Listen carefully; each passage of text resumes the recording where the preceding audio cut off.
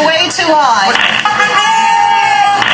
massive federal spending. Who's going to pay for it?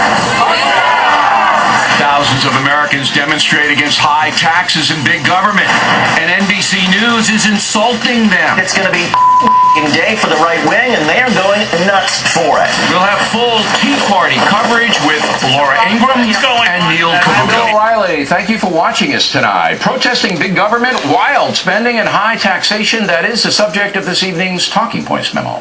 Demonstration called Tea Parties were held in all 50 states today, Tax Day, as many Americans oppose the rise of a federal government based upon entitlement spending.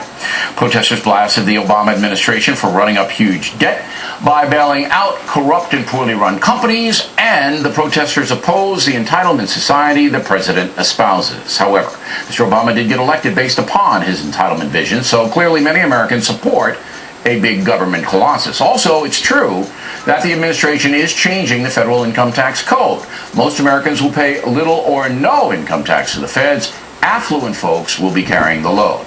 That class warfare approach has also been successful for President Obama. But wherever you stand, the protesters today are valid. And so is the debate over a huge tax and spend government. While the federal tax system does favor working Americans, the state system does not, as many states like California and New York are on the verge of economic collapse. States run by liberal administrations have increased entitlement spending so much they simply can't pay the bills. So they must raise taxes on everybody. Oregon may raise the tax on beer 2,000%. California lawmakers raised the sales tax by 1% to 8.25%, the highest in the nation. New York has raised homeowner taxes dramatically, driving some people from the state. Delaware lawmakers want to raise taxes on anyone making more than $60,000. Wisconsin is raising corporate taxes, and the list goes on and on.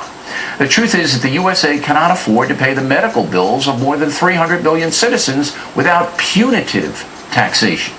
Right now, health, pension, and disability costs are bankrupting cities and counties all over the country.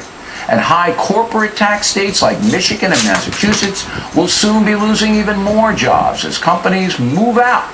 And that's killing California and New York as well, the two most populated states. So Americans who believe in smaller government certainly have valid points, do they not? Of course, the liberal media doesn't want to hear that.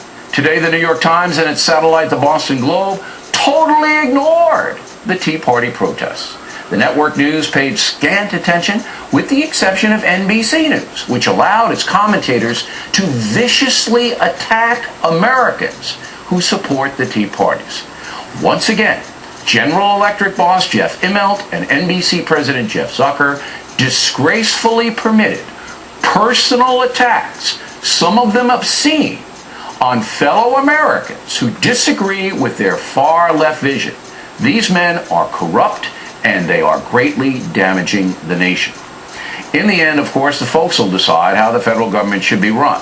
The next major election is just a year and a half away. But robust debate is one of America's great features, and no matter how the far left tries to damage that concept, it was on full display across America today. The O'Reilly Factor is on tonight. And a fistful of rightward-leaning websites and commentators embraced the cause. Cheered on by Fox News and talk radio. A lot of sentiment is about organizing anti-Obama rallies. How did the mainstream media cover the Tea Parties? We will show you. And Newt Gingrich will weigh in. Reporting on the Tea Parties, that is the subject of this evening's Talking Points memo. Hundreds of thousands of Americans protested yesterday against big government, massive spending, and what they believe is irresponsible behavior by the feds. There is no question these protests were newsworthy, but they deeply offended the committed left-wing press, which right now is about 75% of all the American media. Predictably, the uber-liberal New York Times buried the Tea Party story on page 16 and grossly underestimated the crowds involved. Meantime, the Wall Street Journal ran the story on page 3, USA Today also on page 3. On the network news side, here was the tone. These self-styled Tea Parties were aimed squarely at President Obama and the Democratic leaders in Congress, and aimed at garnering media attention as well. Cheered on by Fox News and Talk Radio, the hundreds of Tea Parties today were designed to protest the bailouts, the stimulus plan, and President Obama's budget. But from the White House perspective, not all of it was as homegrown as it may seem. A lot of the sentiment is about organizing anti-Obama rallies. A fistful of rightward-leaning websites and commentators. Everything is big in Texas. Embraced the cause. And it went on and on. Now, there is no question that Fox News recognized the Tea Parties as a major story and promoted our coverage of the protests heavily this week. Also, Fox News analysts were at some of the events. That strategy was very smart. Millions of Americans feel they have no voice in the left-wing media. Again, that comprises about 75% of the press. So when the folks hit the streets in a big way, it should be covered, correct? That is why Fox News destroys NBC and CNN on cable every night. We cover the news. We don't ignore it, and we don't denigrate it. And there was plenty of that going on yesterday. And of course, right-wingers are going nuts on tax day. They're holding these tea parties across the country. I think you get the general tenor of this. It's anti-government, anti-CNN, since this is highly promoted by the right-wing conservative network Fox. What you also saw was this sort of fringe group, the secessionists, the militia types. These tea parties were filled and fueled with one network, which has got, of course, a stable of talk show hosts that just throw around the word revolution all the time. A few hundred hardy souls came out with their mildly racist signs. Unbelievable.